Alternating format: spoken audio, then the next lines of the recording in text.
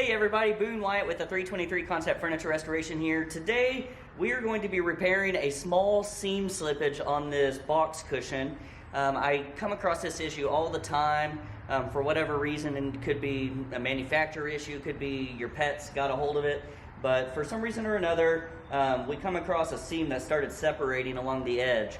Now this one has your decorative cording along the edge, which is a little bit more difficult than just doing one that doesn't have that, but altogether is a pretty easy repair. And without further ado, let's jump right in and see how we go about that. Okay, so this is the box cushion that we're working on, and we have about a 3 to 4 inch seam slippage on the top side of the cushion. And honestly, it's a reversible cushion, so you could put this on the bottom at the end if it made you feel better. But basically, this is the cushion that we are looking at. Um, there's only a couple different of tools that you need for this project. A couple of curved needles. I believe these are 1.5 inch. You'll need some upholstery thread, which you can pick up at a fabric store, and just get a color that matches as close to your fabric as possible. And maybe a pair of scissors, just in case you need to trim some thread throughout the process. But you'll definitely need the scissors or seam splitter to cut your thread at the end. So basically I'm going to get some thread. I usually like to get about double the size of my seam slippage and cut that. And we're going to thread that through our curved needles, get those set, and then we can get ready to start the repair.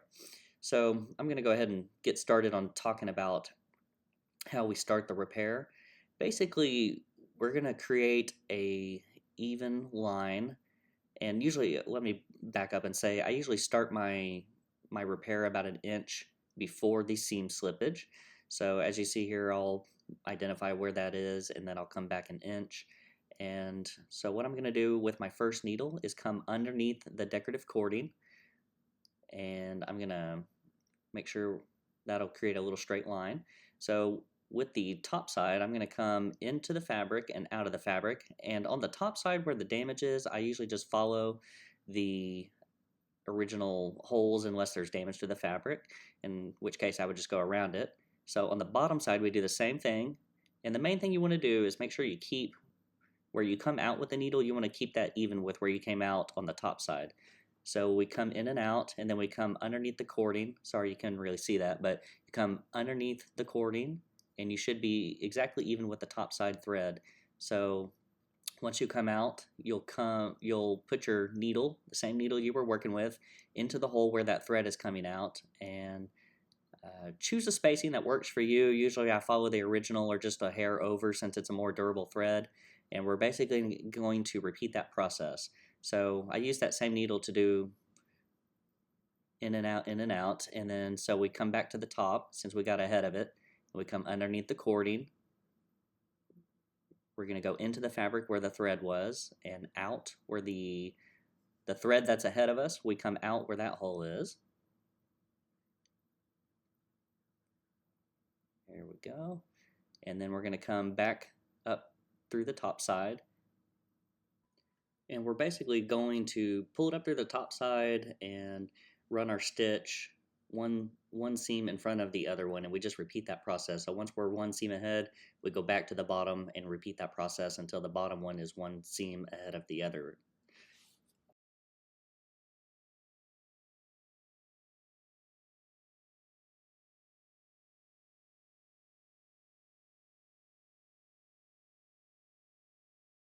Now, if you don't have this cording that runs through the box cushion, it's really the same process, except you're not going to have to worry about going through the cording.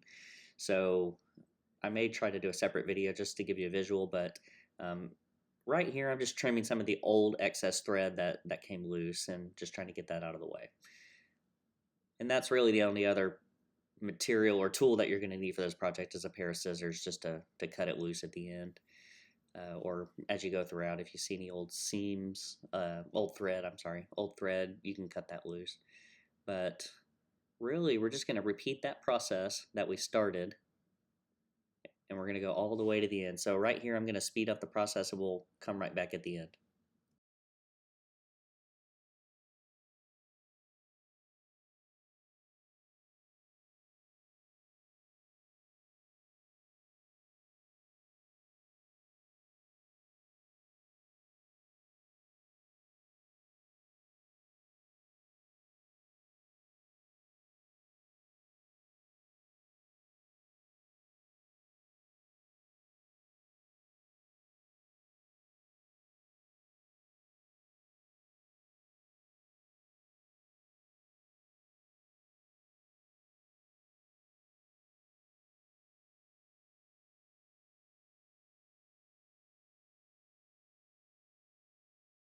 Okay, so now that we have worked ourselves past the seam slippage, it's time to close it. So at some point you can, after you get past the seam, you want to get your threads even like you see here. We've got one on top, one on bottom.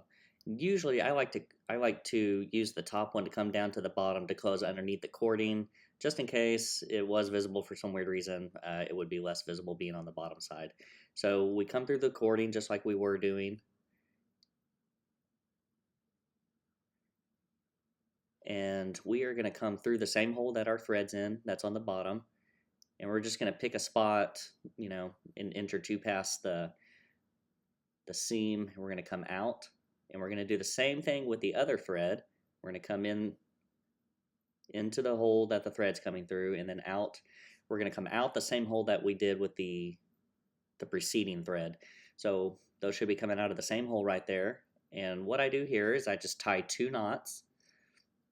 So we're going to tie 2 good knots, and then we're going to basically pull that knot through the fabric, and that's going to lock it in to where it shouldn't come out. And you can do that twice if it makes you feel better. You can tie 2 knots, pull it through the thread, and then repeat that process. So we're coming through the same hole that the thread's in, as you see there, and we're just going to pick a spot about an inch down. We're doing the same thing with the second piece of thread. And then when you pull on the thread after this, you should feel or hear some sort of faint little pop, and that's your knot coming through the fabric. If you don't hear that or feel that, then you may want to try again, but you should feel it.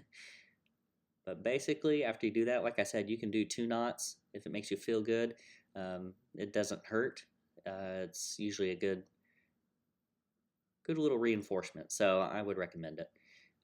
As you see here, we're doing a second one. We tied the 2 knots, we come in and out of that same hole, and we're gonna pull it and feel that little pop, and that really sums up the repair.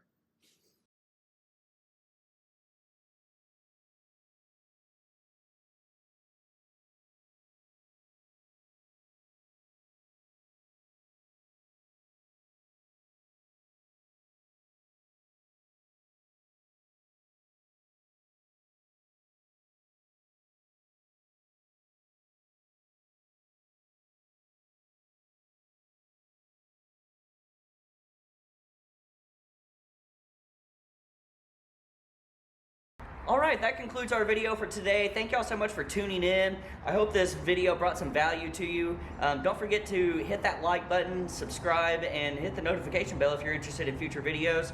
But if you have any questions, feel free to comment below. We always like to converse back and forth with you, and hopefully other spectators can comment and provide their insight as well. That's how we all grow as a community. So once again, thank you all so much for tuning in, and we hope to see you next time.